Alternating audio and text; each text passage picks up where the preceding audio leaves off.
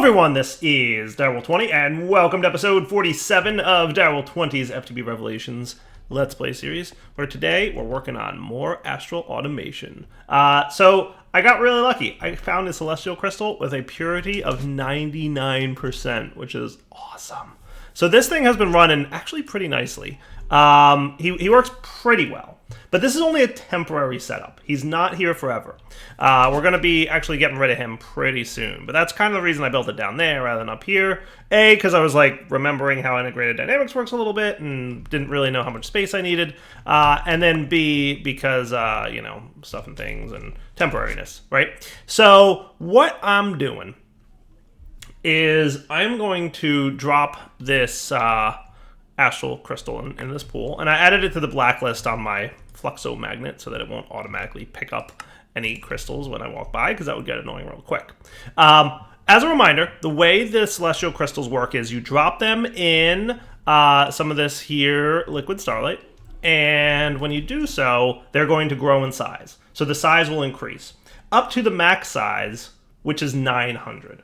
Okay, so with that said, we are going to be keeping an eye on when that size hits 900. Now, the other thing that they do is once they're at 900, if you drop them in liquid starlight, there's a small chance that they will grow to the point where they split into two, right? And when that happens, it's going to both, one of the ones that it splits into two of will have the same purity as the original crystal, and one will have a slightly more pure crystal structure. Which means that we should probably, in one or two iterations, wind up with a 100% purity crystal, which is perfection. That's exactly what we want. Once we get that, we can continue duping that crystal. So there's no need for this setup down here to last. This was more of a proof of concept and kind of like just a for fun build, but he's not going to have to stick around. He's going to be just fine. So what I'm going to do is get rid of him, because we don't need more crystals from this method of creating celestial crystals. We'll be duping the rest of the crystals that we get. How cool is that? So all this work we did last episode goes away now. Sorry.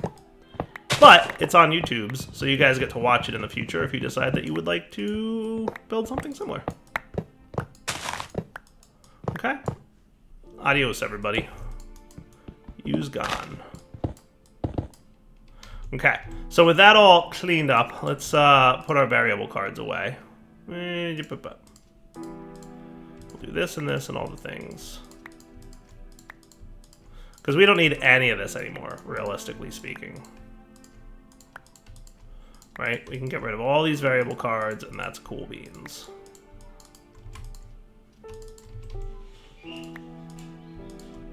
Cool, cool, cool. Wow, do I have a lot of junk here. And we're going to use integrated dynamics again today to get our setup going to do two things. I want to do two things with the crystals. A, I would like to probably clean up my mess here. Do I have a gadget handy? I kind of do. Put you away.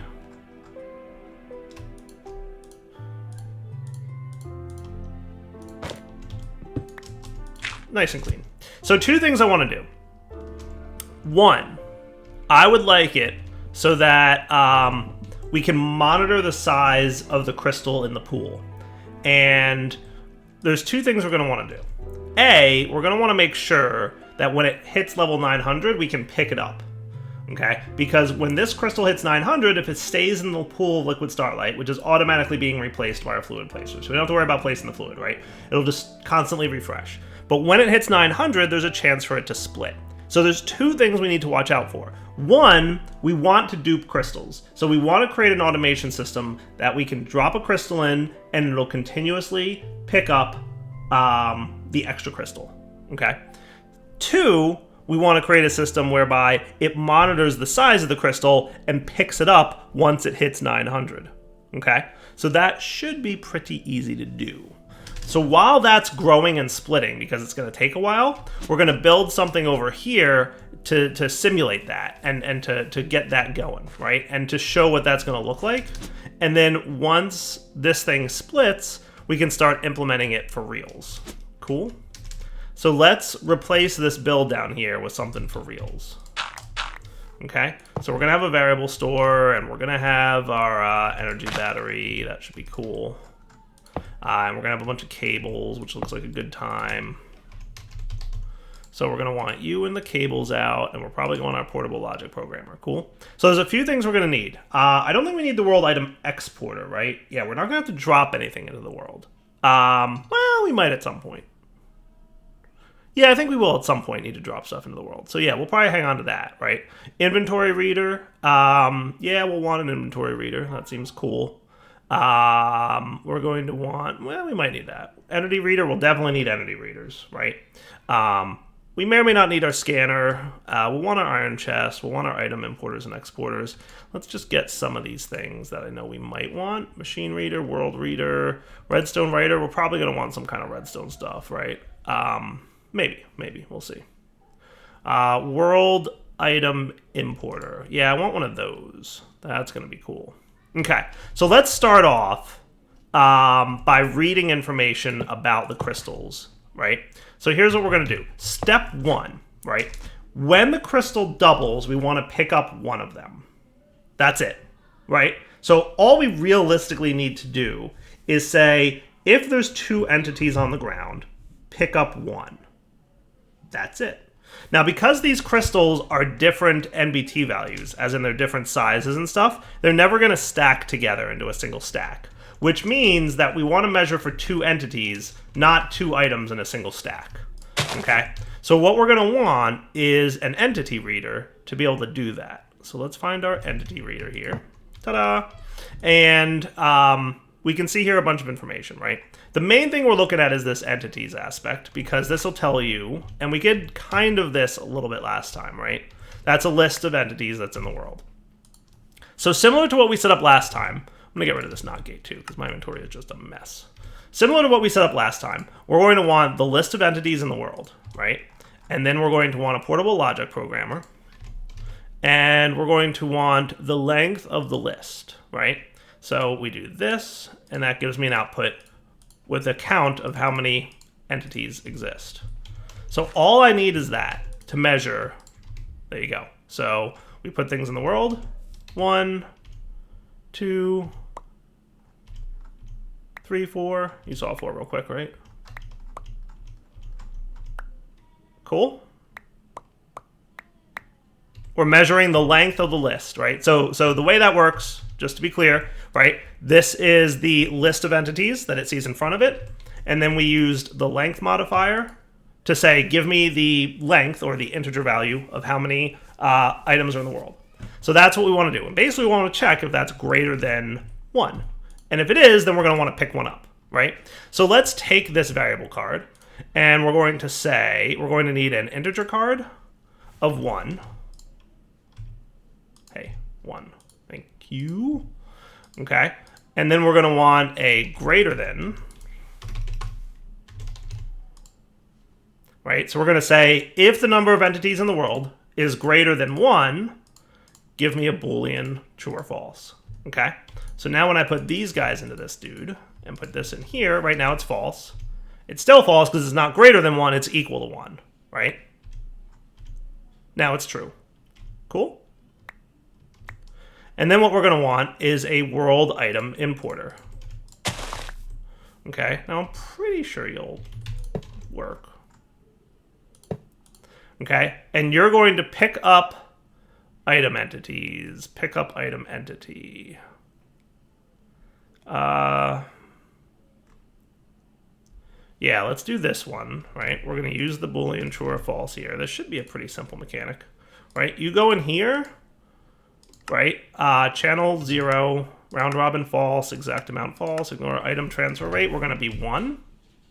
Okay. And then also here, we're going to say that the ticks per operation is going to stay at the default of 10, which means it'll pick up an item every half a second. Cool? So that's pretty nifty. And then we're going to need a chest for this stuff to live in, right? So let's get an item interface and a chest. Because I think this will work like this. Interfaces basically let things in and out. Okay, and that should be it, right? So now we're saying if there's more than 1 item on the ground, pick one up. And realistically, with the way our structure is going to work, it doesn't matter which one we pick up, right? Because it's just going to split into 2. we want to get one of them, and the other one stays in the pool to grow back to its full size again. Because when it splits, it's like 2 small crystals. So you want it to grow to its full size again and then split again, right? And this is literally just a duping mechanic, which is, a by design duping mechanic. Thank you very much. So it should just pick up one of the items, provided that there's more than one on the ground. How cool is that, right? So if we tried these with like actual astral crystals, of which we have a few that we can demonstrate with, right? We drop a few on the ground. See? And it picked up all but one of them. How cool is that? And the other one just stays there, right? Until we until we drop another one in there. And then it just picks up another. That's cool. Oh, that is awesome. I probably should have done these episodes in reverse, because like this was much more basic, right? The last episode we had some really complex integrated dynamics work. This was really simple, right? So I probably should have done this one first. Yeah, things happen. So speaking of crystals over here, oh, whoa, look at that. We already have 2. Sweet. So let's put away these junky ones with now no purity, right? So that's the 99 purity. And this one might be 100. Nope, we just got unlucky. So let's do both, right? Because we have 2 pools here, right? We'll do that, and then you'll both grow, right? So see how small they were in size? Because when they split, they drop into a really small size. So we'll let those guys chill over there. The next thing we're going to want to set up, that's the mechanics for how we're going to set up the doubling one, right? Now let's set up a growing one. So we want one that'll grow crystals to 900 and pick them up once they hit 900, okay? So this set of things, which I'll duplicate in a little bit, I'm going to put this probably up here. I don't know if they need to see the stars, right? Like if they need visibility to the sky. I'm assuming they don't, but on the other hand, they might, or it might make it faster, or I don't know, right? So they probably don't. They probably don't, but we'll see, right? So now let's get some information. We're going to theorize, right, that there's only going to be one item that ever exists in this pool, right? So what we're going to do is set up a system that will put an item there if there's not one, okay? And then if there is one, monitor the size attribute on the crystal, and then go ahead and if it's greater, or if it's equal to 900, pick it up. That's what we want to do, right? Because basically what we want, right, if we're looking at astral, let's get a decent sized crystal that we can demonstrate this with. I think I have like decent-ish ones at least. We'll figure it out. Okay, well, we'll play with this one, right? This is size 687, good enough, right? So if we drop this into the world, right, we'll see that one of the attributes that we can read is just entity. And I guess that's like the selected entity in the target space. So if there's only one entity, I guess it gives you that. I don't know what happens if there's more than one. I guess it just, decides which one it's talking about. Yeah, sure, why not? So that's cool. Entity, celestial crystal cluster. So we can see a lot of attributes on this thing if we want to read information about it. So let's get our variable card here, because I think there's an NBT tag, right? Let's see. We want the input item output NBT. So this is the item's NBT, right? So if we put our variable card for the item in there, oh, right, we need the item from the entity. Item from the entity. So let's see, item from input item. We want input entity, output item.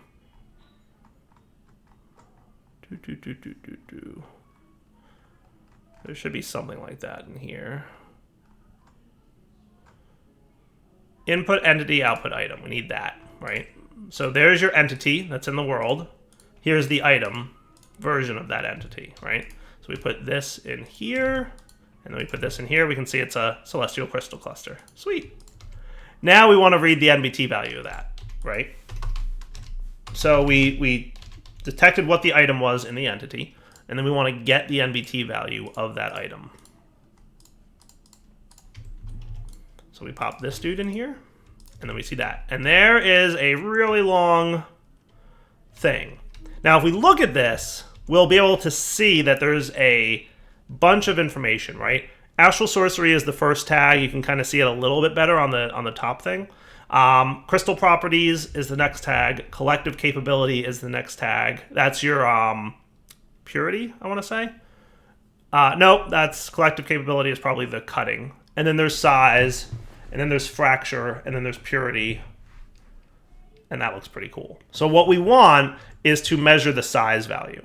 So if we take this variable card, right, with this tag system, we want to look at astral sorcery. So if we do this, let's see if I can remember how this works now. It's one of these guys. I think it's NBT tag, right? So what we want is a string astral sorcery. Okay, and then we want the tag from the NBT thing, that real long value, give me the part that's astral sorcery. Okay, so there's your variable card. These guys go in here, and then this. See how now it's just crystal properties and then all that stuff? Okay, so now let's get the tag for crystal properties. So we're going to repeat that process, right?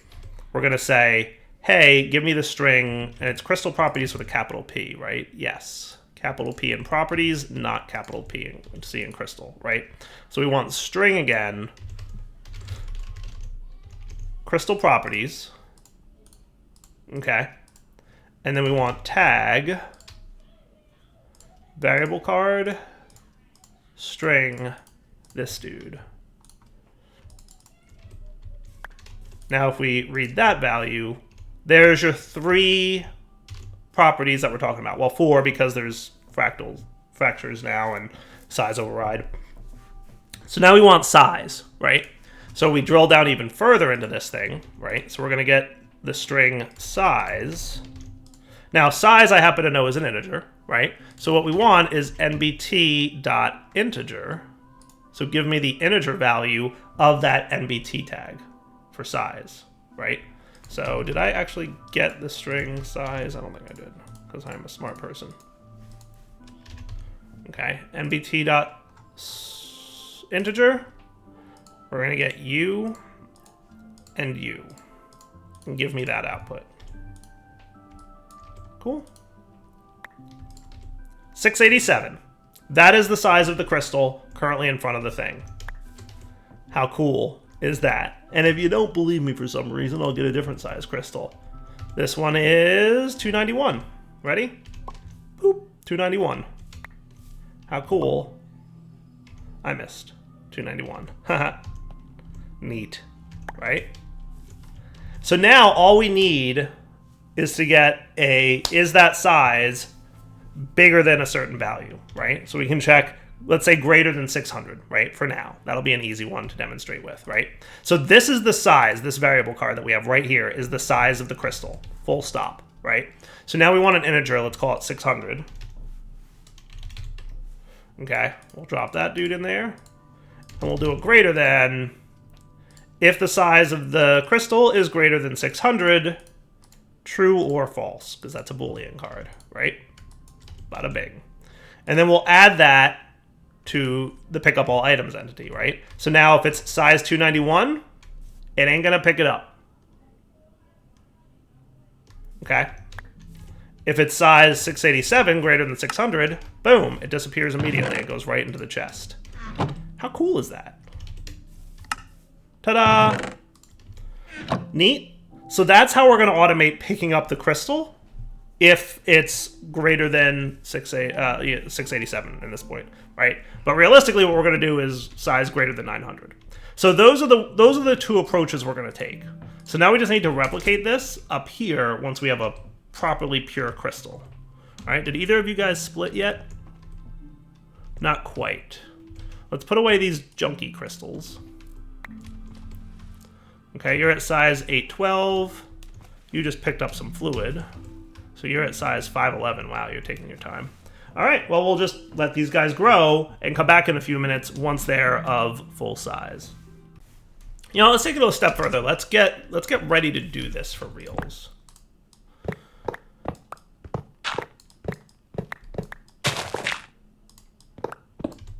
All right, so now I'm gonna have a lot of those things here. I want to use those dudes. So let's put away some junk that I may not necessarily need at this moment. Let's see, can I put those things somewhere? Can I have like a thermal chest thingy that I can pick up and move around? You know what I'm talking about. You know what I'm talking about. That thing. The thing. Do we have those things? Isn't there like a cache or something like that? I think there is. There it is. Strong box. Yeah, that's what I want. Strong box. Okay. I'm going to put this in place of you because I don't really need you no more. Okay. Okay. That should be pretty cool. So there's all the variable cards that we created already. I might wind up just remaking them. Some of them might work. Well, most of them will work, right? The ones that like read values and convert them to other values will work. It's just the ones that are specific to the readers that won't. So let's start with the one that's going to be, if it's greater than 2 entities in the world, pick it up, right?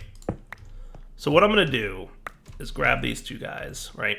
We're going to put our cable here, and then we're going to have the entity reader here, and we're going to put the bigger of the 2. Ooh, size 900, perfect. Size 900, perfect. Okay. So that's going to be that, and we're going to want basically a few. Don't do that right now. What I'll probably want is you and you. Okay, back to size 900, back in the pool. There you go. Cool. Perfect. Made it. Nice. Okay. So that'll probably be it. We might need to get a 3rd side to this thing. Maybe even a 4th one underneath it, but we'll figure that all out, right? Then we're going to have our variable store and our energy, which you might have noticed I don't think we're actually using any energy here, but that's okay. By default, I think energy is disabled in the config. Meh. Whatever. So where's my entities list variable? So let's get that one. Okay. So variable card string, astral sorcery. Nope. This one is the entity card list. Okay, cool. What I'm going to do is just set up a cable here real quick to actually test out that certain things are correct, right? So let's see. You're the entities list, right? Now, that's probably not going to read it because it couldn't find this guy, but if I just put you right back in here, you will know it, and then everything else will be cool, right? Nice. Oh, hey, there's 2 now. Hooray. Well, would you look at that? Perfect. Perfect, it just split. Nice. All right. So then what we want to do is real quick get this up and running, right? So we're going to want you in there, and then the other thing we want is the length operator, 2. So that goes in there. And then we need the Boolean greater than, right? Item NBT, the Boolean one, this guy. Greater than ID 84 and 85. It's probably this one. Because variable ID 79.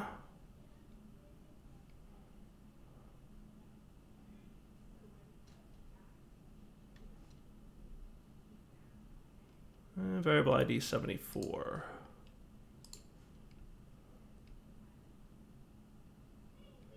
Where's the Boolean that uses 74? Should be in here somewhere. Maybe it is this one. I don't know.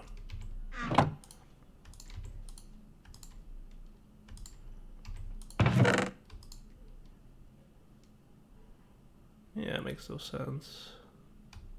That's value 600. That's the NBT value thingy.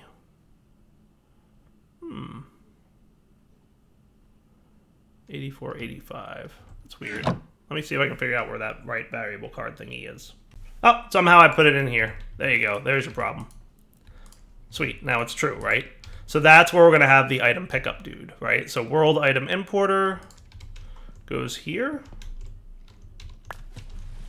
Okay. And I'm just going to be ready, right? So that's your world item importer. You're only going to pick up when it's greater than 1, right? So then that and that. So one of these guys, and it doesn't matter which one he picks up. Actually, yeah, you go in there. Because we now have our Purity 100 guy, which is cool, right? So I'm going to put you away in the astral structure, okay? So this is the pool we're going to use for duping the crystals. This is the pool we're going to use for growing existing crystals, okay? So that's all set. So now we just need a chest for that thing to go into, right? So let's pop. I'll probably want to move you.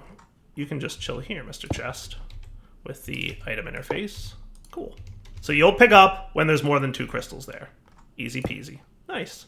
All right. So now let's get all the variable cards in here that we need. So we're going to need another entity reader. Ah, we need more pork. Excuse me, pigs. Oh, great. It's raining. Hey, there's a test subject. Okay. So that looks cool. So one thing I want to do, let's make sure your interface channel is 0. And your interface channel is 0, right? That's cool. So you're going to pick up crystals that have been split and are a small size and put them in this left chest, right?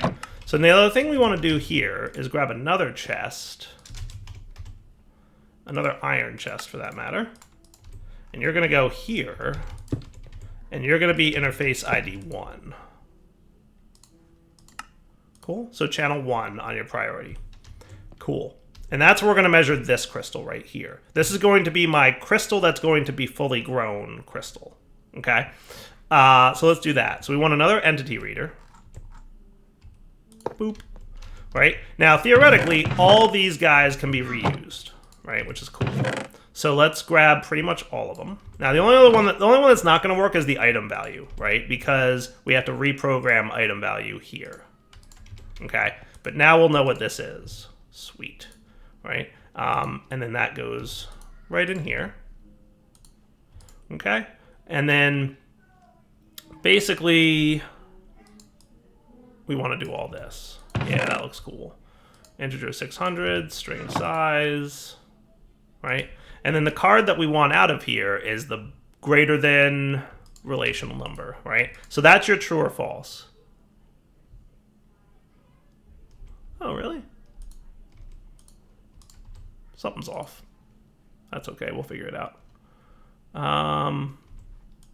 They should have all worked. I'm trying to think of what's wrong with it, but we'll figure it out.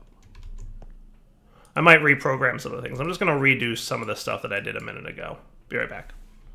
There we go, all fixed. I think I overwrote the wrong item entity card, right? So right now it's saying false because the crystal is not size 100. Hey, we actually have 2. We got a split. Nice. All right, cool. So we should have another 100 in there. Nice. Perfect, perfect, perfect. All right, so now we'll let this guy grow to 100, and once he's 100, we're going to let him get picked up, right? So in theory, we want another world item importer, right? I wound up putting all my junk in here. World item importer, okay? And then you're only going to pick up when the size is 100. But I want your...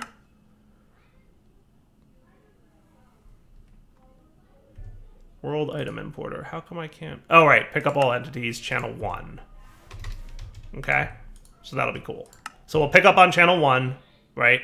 So let's just create like a true variable just to... I don't think we have any size 100 crystals, right? I don't think we do. We're working on one, but we're not quite there yet. This should work. It really should.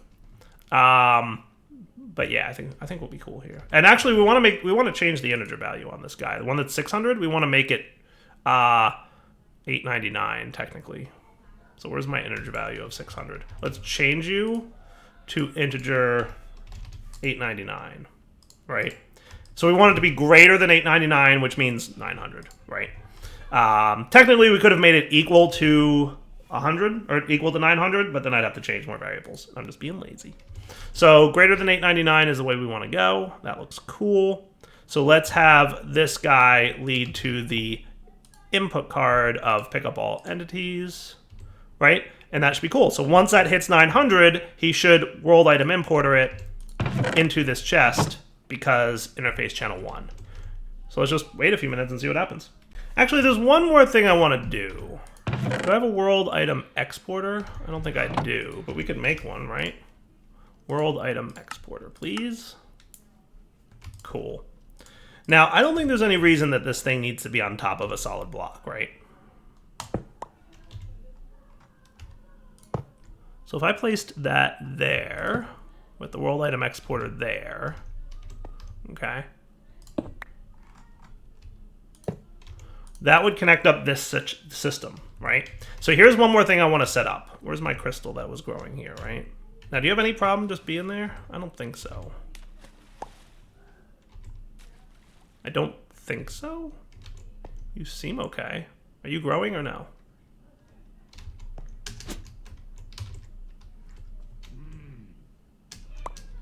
I think you're growing. If not, we can move it elsewhere. I was just trying to be a little bit nice with it. It doesn't look like it might not be growing, though. Actually, let's see if we get a value here. So what we want is to get another variable card for the list of entities on the left side, right? This side, okay? And if we pop that in there, we should know if he's in that block space. He is. All right, so we're cool, right? So what I want to do now is very similar to what I did over here, but I want to get that list, right? Length. So the length of the list, hey, come back to me, buddy. I keep doing that by mistake. Is 1, right? So we want to say if it's less than 1, right? Oops, wrong. Why are you on my hotbar? Doing other things here. That's right, I teleported home earlier.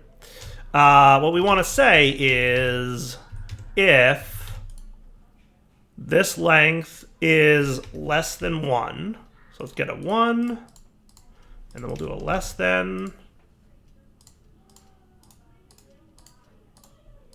and that's true or false now, okay? So putting these guys in here will tell us if this block space is empty. So right now it's false. So I picked that dude up and it's true, okay? So what I'm gonna do is take that true false guy and we're gonna put him into the world item exporter for place all entities. However, we wanna place entities from channel 1. Or no, from channel 0. That's right. Stick with channel 0, right? So channel 0 is this chest. Okay. So what I'm going to do, are you purity 100? You are. 411 and 135. Perfect. So watch this. Watch what happens when I place this Boolean card up there. Boom. Oh, challenge complete. Omni item dropping. How cool is that? Right? So we place this crystal in here. We pick this up. Boom. How cool is that? Nice. All right, so the explanation of why we're doing this, right? So the full system is as follows, right? We are checking this dude, who I might have picked up his crystal. Where did your crystal go, buddy? Didn't you have a crystal? No, actually, yeah, you're the one that's supposed to be doubling. That's right. So you, 411, go back in here. And this chest, do that. Ta-da! Okay, now we're back to the way we were. So this guy is going to grow to size 900. We don't want to pick him up until he splits and there's 2 smaller crystals. One of the small crystals will then get pulled in because if it's greater than 2 or greater than 1, right, entities, it's going to pick up items until there's only 1 entity there, right? So it'll pick up one of the crystals that it splits into and place it inside this chest. Meanwhile, when this guy, let's assume there wasn't a crystal there, right? What it'll do is it'll take that crystal from this chest and place it in this spot in the world, right? Assuming there's not a crystal there, right? Once there is a crystal there, it won't put anything else there until it's empty again. So it's counting the number of crystals there, and it's saying, all right, if it's less than 1, then put a crystal there. And then now that there's a crystal there, I stop putting more, right? So it won't put any more crystals there. This will grow to size 900.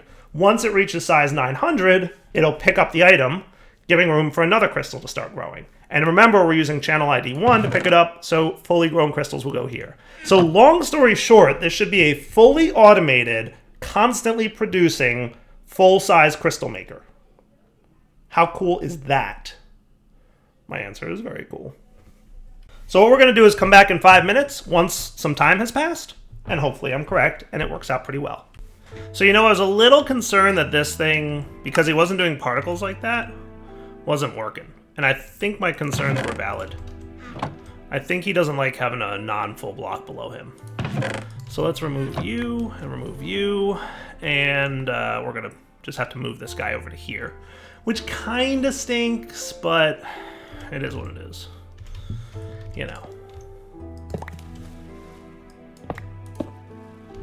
We're just gonna have to do that.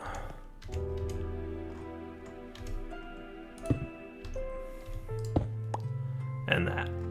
Alright, so you come over to here, you come over to there. You are going to be the world item exporter. You're going to get your variable card there.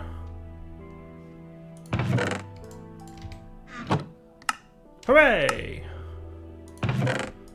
He did his thing. Nice. Alright, so now he's growing. But you'll notice that I have 2 crystals here, right? Because this guy split as designed. How cool is that? So he's 872 actually. Let's use this one as our growing crystal. As long as they're purity 100, it doesn't matter. Super duper. Alright, so now in theory what should happen is shortly, maybe on this growth tick, this guy will accumulate and become size 900, and he'll be picked up from the world, placed in this chest. This world spot will now be available, which means that this guy will be placed in that world spot, and that would be awesome. The only downside, can't accelerate it with ticks. Oh, such a shame. But yeah, when I was looking at this before, the lack of blue particle effects flying out of this thing was my indication that it was no good, which is a bummer. But that's okay. It's working now. I was hoping I could have it underneath because I thought that would look a little bit nicer, but what are you going to do? Let's get a few more marble bricks and clean up this mess that I just made, though. Because, oh, you no longer need to exist. We just heard some stuff's happen, so that's a good sign. Hey, look! Size 900 landed in the right chest. And pulled from the left chest was the other guy that needs to be grown now. That is cool. Now we just need to do some cutting, and we'll be in good shape. Nice. So over here, I still have this guy. Right? We want to get him to cutting 84, 93, 99, 100. Nice. So then what I'm going to do is just place him back in this chest over here so that he will then grow into that. Now, we tried last time we played with this mod. There is no way, unfortunately, to automate the Grindstone. It is very resistant to being automated. We tried. There's no way to auto-click it. I think you can put items in and take items out, but there's no way to make it, like, click. Right? We tried auto-clickers, we tried lots of things, so I don't think that's automatable. So this is the limit of how much automation we can do. What I'm actually going to do is swap you guys out. Okay? So that we get the fully perfect crystal for next episode. Alright, so for now, Direwolf20 signing off. Hope you guys enjoyed the episode. That is fully 100% automated. We will literally just leave this alone, and over time, accumulate lots and lots of perfect purity, perfect size, not perfect cutting, but we just, grindstone them, and then they'll be perfect cutting. In fact, you might be big enough that I can grindstone you a little bit. We'll see. Yeah, you're getting there. Cool. So now that'll be 2 perfect crystals for me for later use. So that's integrated dynamics in a nutshell. We might use it for some other things throughout the series, but super powerful, as you can see, right? Like the complexity of automation here is literally impossible with any other mod. Maybe Computercraft could do this, but you need that strong programming ability, right? Like you literally need to be able to program almost like with a code kind of structure to do those comparisons that you're looking for. There's no other mod that I can think of that would really be able to do this level of complexity in such a small space. All right, Direwolf20 signing off. Hope you guys enjoyed the episode. Take it easy.